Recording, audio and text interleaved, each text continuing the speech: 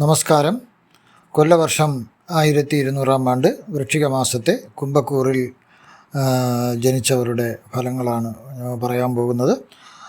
കുംഭക്കൂറിൽ വരുന്ന നക്ഷത്രങ്ങളെന്ന് പറയുമ്പം അവിട്ടം നക്ഷത്രത്തിൻ്റെ അവസാന പാതിഭാഗവും ചതയം നക്ഷത്രവും പൂരുട്ടാതി നക്ഷത്രത്തിൻ്റെ ആദ്യ മുക്കാൽ ഭാഗവും ചേർന്നതാണ് കുംഭക്കൂർ എന്ന് പറയുന്നത്.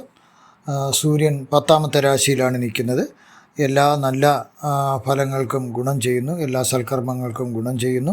പൂജകൾ ഫലിക്കാം. കർമ്മസാക്ഷിയായ സൂര്യദേവൻ വിജയത്തിലേക്ക് നയിക്കുന്നതാകുന്നു.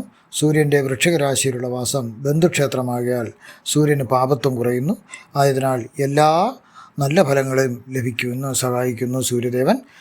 ശിവക്ഷേത്ര ദർശനവും ശിവപൂജകളും വളരെ നല്ലതാകുന്നു. കുജൻ 6ാമത്തെ രാശിയാണ്, കർക്കിടക രാശിയിലാണ് നിൽക്കുന്നത്.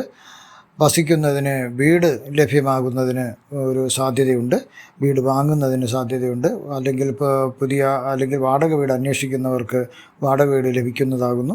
ഇനി വീട് കെട്ടുന്നതിന് വീട് നിർമ്മിക്കുന്നതിന് സ്ഥലം വാങ്ങാനാണ് ഉദ്ദേശിക്കുന്നതെങ്കിൽ ആ സ്ഥലം വാങ്ങാൻ സാധിക്കുന്നു. ശത്രുക്കളുടെ ശല്യം കുറയുന്നു.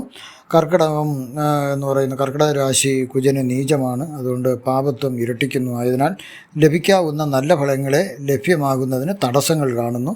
കുജനാണ് അവിടെ തടസ്സം.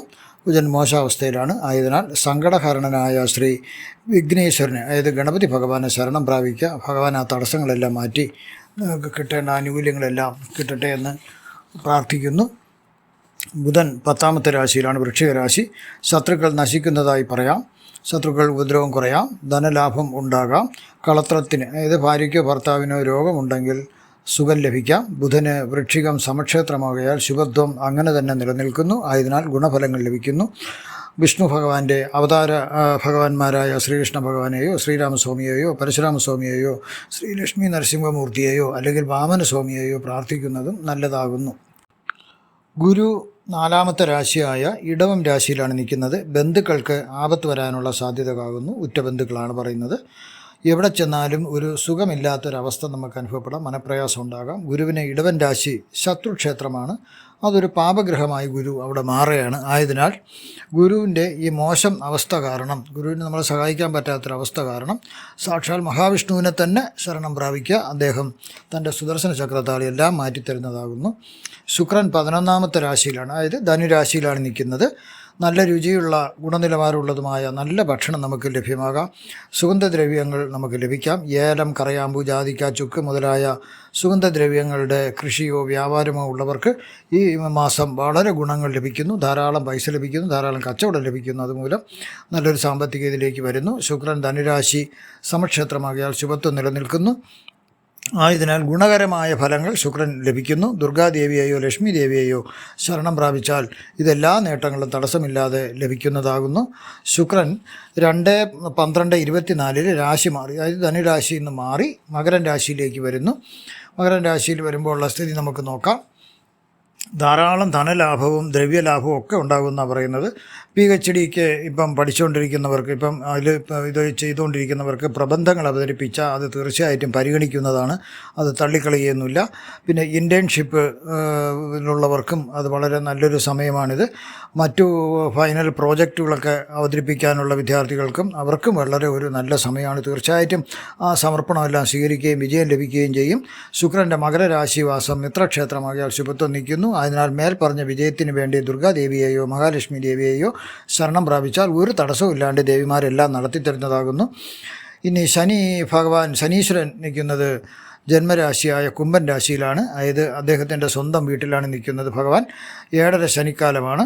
വിഷജന്തുക്കളിൽ നിന്ന് വിഷദംശനമേറ്റുക, അതായത് വിഷജന്തുക്കളിൽ നിന്ന് കടിക്കുക, അല്ലെങ്കിൽ അതിൻ്റെ ഇതൊക്കെ കൂടി നമുക്ക് ഉള്ളിൽ പോയിട്ട് പല അലർജി, അങ്ങനെ പല പ്രശ്നങ്ങളുണ്ടാവാം. ചില മരുന്നുകൾ മൂലം അലർജി ഉണ്ടാവാം. തീപിടുത്തം വരാണ്ട് നോക്കണം. ഉറ്റബന്ധുക്കൾ നമ്മുടെ ശത്രുക്കളായി വരേണ്ട ഒരു സമയം കൂടിയാണ്. ദേശം വിട്ട് മറ്റു ദേശത്തേക്ക് പോകുന്നതിനും സാധ്യത കാണുന്നു. ധനനാശം കാണുന്നു. ദേഹോദ്രവം കാണുന്നു. വീഴാതെ ശ്രദ്ധിക്കുക. ശനീശ്വരൻ്റെ സ്വന്തം രാശിയായ കുംഭരാശിയിൽ ശനീശ്വരൻ നിൽക്കുന്നതിനാൽ ശനീശ്വരൻ്റെ പാപത്വം കുറയുന്നു. ആയതിനാൽ ഈ മേൽപ്പറഞ്ഞ മോശാവസ്ഥകളൊന്നും കുറച്ചൊക്കെ എന്തെങ്കിലും വരാമെന്നല്ലാതെ അതിൻ്റെ കഠിനമായ തീവ്രതയെ ശനീശ്വരൻ കുറയ്ക്കുന്നു. ബാക്കിയുള്ളതും കുറയുന്നതിലേക്ക് വേണ്ടി ധർമ്മശാസ്താവ്, അതായത് അയ്യപ്പസ്വാമിയെയും ധർമ്മശാസ്താവിനെയും ശരണം പ്രാപിക്കുക. തീർച്ചയായിട്ടും എല്ലാം മാറി കിട്ടുന്നതാണ്. രാഹു 2ാമത്തെ രാശിയിലാണ്, അതായത് മീനൻ രാശിയിലാണ്. ധനനാശം, ആരോഗ്യക്കുറവ്, രോഗം, ശരീരത്തിന് ശക്തിയില്ലായ്മ എന്നിവ വരാൻ സാധ്യതയുണ്ട്, സൂക്ഷിക്കുക. അതിന് ദുർഗാദേവിയെ ശരണം പ്രാപിച്ചാൽ എല്ലാം മാറ്റിത്തരുന്നതാണ് ദേവി. ഇനി കേതു 8ാമത്തെ രാശിയായ കന്നി രാശിയിലാണ്. അതായത് വായിലും ദേഹത്തുമൊക്കെ പുണ്ണ് വരാൻ സാധ്യതയുണ്ട്. എന്തെങ്കിലും വൈറ്റമിൻസിൻ്റെ കുറവോ അലർജി മൂലമോ എന്തൊക്കെ ആയിരിക്കാം, അത് ഡോക്ടറൊക്കെ അറിയാവൂ. അതങ്ങനെ ഒരു പുണ്ണ് ഒക്കെ എല്ലായിടത്തും വരാനുള്ള സാധ്യതയുണ്ട്. രക്തസംബന്ധമായ ചില അസുഖങ്ങൾ വരാം. അത് എന്തെങ്കിലും ശാരീരികപരമായിട്ട് ബുദ്ധിമുട്ടുണ്ടെങ്കിൽ അത് ഡോക്ടറെ കാണേണ്ടതാണ്. അദ്ദേഹം അത് വേണ്ടുന്ന രീതിയിൽ പരിശോധിക്കും. പിന്നെ മാനഭംഗം, മാനഹാനി ഇതൊന്നും വരാതെ കാത്തുരക്ഷിക്കണം. മനോനിലയും തകരാറിലാവാണ്ട് കാത്തുരക്ഷിക്കണം. ശ്രീ ഗണേശ്വരനെ ശരണം പ്രാപിച്ചാൽ വിഘ്നവിനാശരനായ വിഘ്നങ്ങളെ വിനാശനം ചെയ്യുന്ന, നശിപ്പിക്കുന്ന ഭഗവാൻ ഇതെല്ലാം മാറ്റി നിങ്ങൾക്ക് പൂർണ്ണമായ ഒരു സുഖം തരുന്നതാണ്. കൃത്യമായി ഞാൻ ഈ മേൽപ്പറഞ്ഞ ദൈവങ്ങളെയും കുലദൈവത്തെയും പിതൃക്കളെയും മന്ത്രം ചൊല്ലിയോ കീർത്തനങ്ങൾ മൂലമോ ആരാധിക്കുക. കലിയുഗത്തിൽ പ്രാർത്ഥന മാത്രമാണ് ഗുണം ചെയ്യുന്നത്. എല്ലാ ദിനവും ഗായത്രി മന്ത്രം ജപിക്കുക, അത് വളരെയധികം ഗുണം ചെയ്യും. കൂടുതൽ കൃത്യമായ ഫലപ്രവചനത്തിന് ദശാസന്ധിയും ഭാവങ്ങളും കൂടി നോക്കിയാലേ 100% കൃത്യമായ ഫലങ്ങൾ പ്രവചിക്കാൻ സാധിക്കുകയുള്ളൂ. ഇത് സാമാന്യ ഫലങ്ങൾ മാത്രമാണ്. ഇതിൽ മോശഫലങ്ങളും ഗുണഫലങ്ങളും ഞാൻ പ്രവചിച്ചിട്ടുണ്ട്. മോശഫലങ്ങളെ പറഞ്ഞതിനാൽ വിഷമം തോന്നരുത്. മോശഫലങ്ങൾ എങ്ങനെ മാറ്റണമെന്ന് കൂടി പറഞ്ഞിട്ടുണ്ട്. മോശഫലങ്ങൾ മാറ്റിയാലേ ഗുണഫലങ്ങൾ ലഭിക്കുകയുള്ളൂ. ഇഷ്ടദൈവത്തെ ശരണം പ്രാപിക്കുക, അതുവഴി എല്ലാം നേട്ടങ്ങളും കിട്ടും. ജ്യോതിഷപരമായതോ പൂജാപരമായതോ രത്നധാരണത്തിനോ രുദ്രാക്ഷധാരണത്തിനോ ഉള്ള സംശയ നിവാരണങ്ങൾക്ക് എൻ്റെ വാട്സപ്പിൽ സന്ദേശം അയക്കുകയോ എന്നെ ഫോണിൽ വിളിക്കുകയോ ചെയ്യുക. നന്ദി, നമസ്കാരം.